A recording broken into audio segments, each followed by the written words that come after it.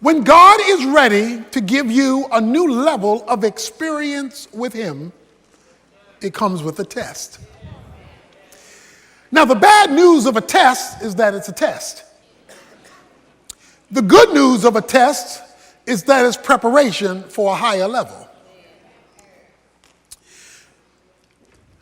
And you can really know when God is ready to really move you to the next level, because it will be a final exam.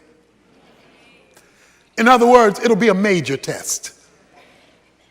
Now, we get minor tests, little pop quizzes along the way. But then everybody gets hit with that whopper. That test that seems like it'll knock you over. It's a major exam, because God is ready to move you to a major level. So today we want to look at the test of faith. Abraham's final exam. The author of Hebrews tells us that it came when God asked Abraham to offer up Isaac, which took place in Genesis chapter 22. So what he talks about in Hebrews 11 actually took place in Genesis 22, this final exam. He is told to offer up Isaac, who was the promise. So here's when you know it's a major test, because you're getting ready to have a major promotion to a whole nother level. You know it's a major test when it calls for something significant in your life and at the very same time makes absolutely no sense at all.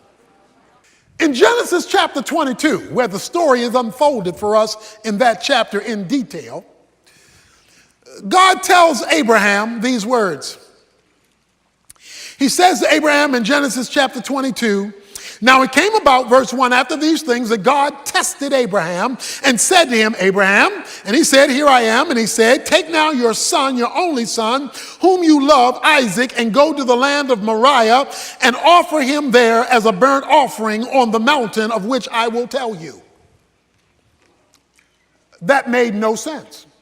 How do you worship God when God is doing a number on you? How do you worship God when he has disappointed you? How do you worship God and go to the altar when you believe he has failed you? God, how do I go to church today? It says, I don't feel like worshiping today. Not in light of what you're asking of me, demanding of me, instructing me, calling me to do. Because what you are asking is too deep. But it says Abraham got up. There's another thing you need to observe. It says, get up and go to the mountain, to the place I will show you. He had to obey without all the details. I will only give you more details when I see you moving. See, one of the reasons that we do not see more details from God is he can't get us to move from where we are. Faith is measured by movement. If there is no movement, there is no faith, no matter how faith-ish you feel. So it says Abraham got up. And now the plot thickens. When he gets up, I want you to keep this verse in mind, verse 4. I'm just going to read it right now. We're going to pick it up in a minute. Verse 4 says, on the third day, Abraham raised his eyes and saw the place from a distance. Let me read verse 4 again. Verse 4 says, on the third day, Abraham raised his eyes and saw the place from a distance. Somebody say third day. On the third day, Abraham raised his eyes and saw the place from a distance. He tells the young men, the servants who help carry the load, y'all stay here. I and the lad will go up and we will worship and return to you. Oh, wait a minute now. Abe, God just told you to go kill him. Abe tells the boys, I'm going up here to worship. You boys stay here, me and Isaac. We're going up here to worship. And when we finish our church service, me and the lad will come back. Oh, wait a minute now. God just told you to kill him. Y'all stay here. I'm going up here, take care of what God told me to do. And when I finish what God told me to do, me and the boy will see you afterwards. But God told you to kill him. So what you mean? We coming back to see you afterwards. See, when you're called to faith, you got to speak the truth in the midst of the contradiction of the circumstance. Hebrews 11 says the reason he said that was because he believed God was even able to raise the dead. That's what Hebrews 11 says. So if I obey you, God, and do what you told me to do, and at the same time believe your promise that you're going to work through Isaac to make a great nation, then I also have to believe, since you don't contradict yourself, that if I do what you tell me to do, you got some kind of miracle you're planning to bring me and this boy back here again. But what made him speak that? Where did this faith confidence come that God could raise the dead? Well, you recall, Sarah's womb was dead. And Abraham couldn't function no more at 100 years old. And God created a hookup. And the miracle baby of Isaac was born. He had seen what God could do in raising a womb. So he figured the same God could raise a son. So when God calls you to a major exam, don't forget what he did in the quizzes. Don't forget what he did yesterday when he moves you to a bigger challenge tomorrow. Because if it's bigger today than what he did yesterday, it's because he's moving you to a new grade level, a higher experience with him. And so they make their way to the place that God said.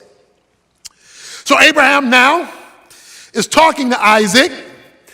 Isaac says to his father, my father, verse 7 of Genesis 22, here I am, my son. He said, behold, I see the fire, I see the wood, but I don't see the lamb. Every other time we went to church, we had a sacrifice. But today, you ain't bring a lamb. What's up, Dad? Dad looks at his son, can't say anything. You know what he says?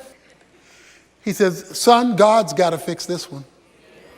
The Lord will provide himself because I don't have an answer for you. I don't know how this is going to work out. And when God puts you in a final exam, you don't know how this is going to work out. God has got to do something here because only God has an answer to this dilemma of faith that I'm in. Because this is a midterm or a final. This is not a little pop quiz, and it's confusing. And God's got to provide the solution. And so he takes his son up. He puts him on the altar. Verse 9, he built an altar, arranged the wood, bound his son Isaac, and laid him on the altar on top of the wood. Can you imagine what he's thinking, feeling? And Abraham stretched out his hand and took the knife to slay his son. Because guess what? That was what he was told to do. Verse 11, but the angel of the Lord called to him from heaven and said, that's Jesus in the Old Testament, the angel of the Lord, Abraham, Abraham. Whenever God calls your name twice. See, when he told him to obey, he only called his name once in verse 1, Abraham. But now in the middle of his crisis, he calls his name twice That means there's something special coming down the pike. Abraham, Abraham, and he said, here I am. Do not, verse 12, stretch your hand out against the lad and do nothing to him, for now I know you fear me, since you have not withheld your son, your only son, from me. Now, I don't know about you, but you should be having a problem right now, and it ought to be a theological problem, because God says, now I know. Oh, wait a minute, you God. You're omniscient. Omniscient means all-knowing.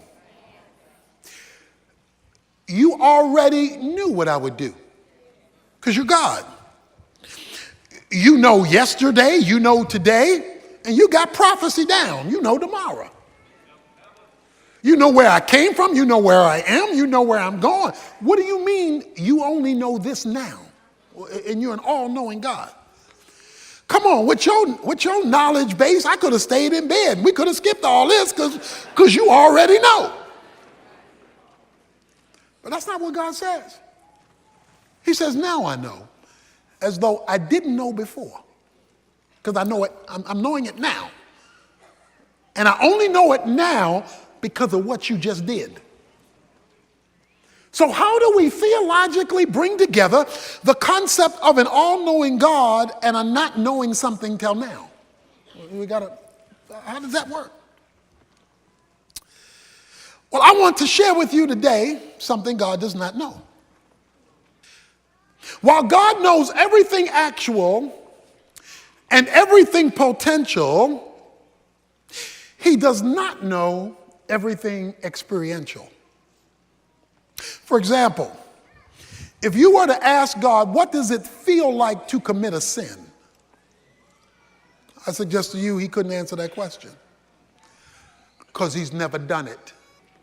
The reason why God became a man in the person of Jesus Christ, according to the book of Hebrews, is that God became a man in the person of Jesus Christ so he could sympathize with our weaknesses, so he could feel what we go through.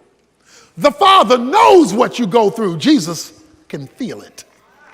So Jesus the Son can explain to God the Father, who already knows the information, what the information feels like, because he became a man. So what then is being said to Abraham at this moment? He is saying, Abraham, now I know you love me because I see it and feel it. In other words, you have now given me the experience of your love, not merely the verbalization of it. Sacrifice your son, the son whom you love, your only begotten son. Do you love me more than him? That's a final exam. When God calls forth a faith act of love so he can feel it. Now I know. Oh yeah, informationally, yes. Intellectually, yeah. But today I feel your love. And I feel it because of your choice of me over the thing you love most in life. What is your Isaac? That thing that God can't have because you're too attached to it. And God says, bring it here. We're talking about the test of faith, and we're not talking about a pop quiz now. We're talking about a final exam. Now I know. And there we have it. Watch this. Then Abraham raised his eyes and looked, verse 13, and behold, behind him a ram caught in the thicket by his horns. And Abraham went and took the ram and offered it up for a burnt offering in place of his son. And Abraham called the name of the place Jehovah Jireh. The Lord will provide, as it is said to this day, in the mount of the Lord it will be provided. That's one of the great names of God in Scripture, Jehovah Jireh. Let me talk to you about the word Jireh, provide. The Hebrew word Jireh means to see beforehand. That's a literal translation of Jireh, to see beforehand. What you get to see in his provision, you get to see it because of what he's already seen in his prevision. So he precedes what you're going to be provided. What you're provided over here when he comes through, he's already seen over here before you get to it. So while Abraham is coming up one side of the mountain, a ram is coming up another side of the mountain. God precedes before he provides. But what he provides, he's already preceded. So you're going to be the surprise one, and not him, because when you're shocked by what he provides, it's only going to come because of what he's preceded. This is the quietest rams in the history of rams caught in a thicket. When a ram is caught in a thicket, it's moving and jerking to get out of being caught. This is the quietest ram in history. The ram is in the vicinity of the sacrifice because it says he looks up and saw the ram. So God keeps the provision quiet, even though he has already made prevision in advance, because he's seen beforehand what he's going to do that you don't see yet. The question, when you face this trial, is how can I move from God's prevision and get a hold of my provision? Until he completed his obedience, prevision didn't become provision. Whatever God is going to do in your life and circumstance, he has already preceded, but you won't see it provided until you have completed what he's asked you to do. Most Christians are part-time saints. They'll do a little something, something and wonder why God hadn't come through yet. But the question is, have you finished what he's asked you to do? So if you take 50 years to finish it, it may take 50 years for you to see his provision. If you delay obedience, you delay prevision becoming provision. And in James 2, when it talks about faith, it says, by faith, Abraham was justified by works when he offered up Isaac, and he was called a friend of God because he was willing to believe God against the backdrop of the ridiculous. God says to him, verse 15 of Genesis 22, then the angel of the Lord called to Abraham a second time from heaven and said, by myself I have sworn, declares the Lord, because you have done this thing and have not withheld your son, your only son. Indeed, I will greatly bless you. I will greatly multiply your seed as the stars of heaven and as the sand which is on the seashore, and your seed shall possess the gate of their enemies. In your seed all the nations of the earth shall be blessed, because you have obeyed my voice. He says, Abraham, I got it now. I got it. Because you've obeyed my voice in the final, in this tough thing I've asked you to do, I got it from here. I'm going to swear by it.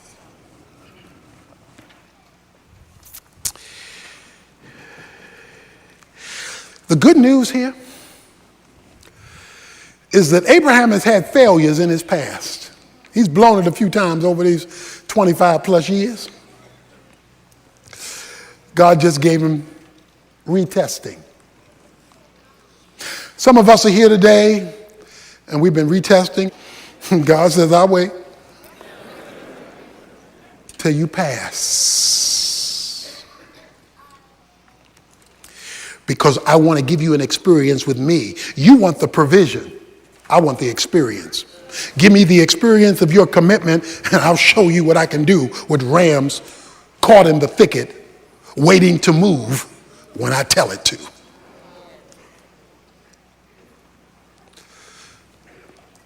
But that raises a question. On this journey of faith, you're struggling, you're walking with your Isaac, you're holding Isaac's hand. You're holding that situation by the hand, and God is telling you to kill it even though you love it. And you're walking, how do you make it? How do I make it? Because I don't know when God's going to do it. I don't know how God's going to do it. I don't know how am I going to make it? Remember verse 4? It says on the third day, Abraham looked up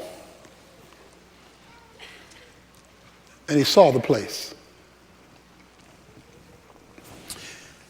In St. John chapter 8, Jesus is talking to the Pharisees. And Jesus is telling them who he is. And Jesus is talking about the fact that he is the Son of God. And the Pharisees are looking at him like he's crazy and saying,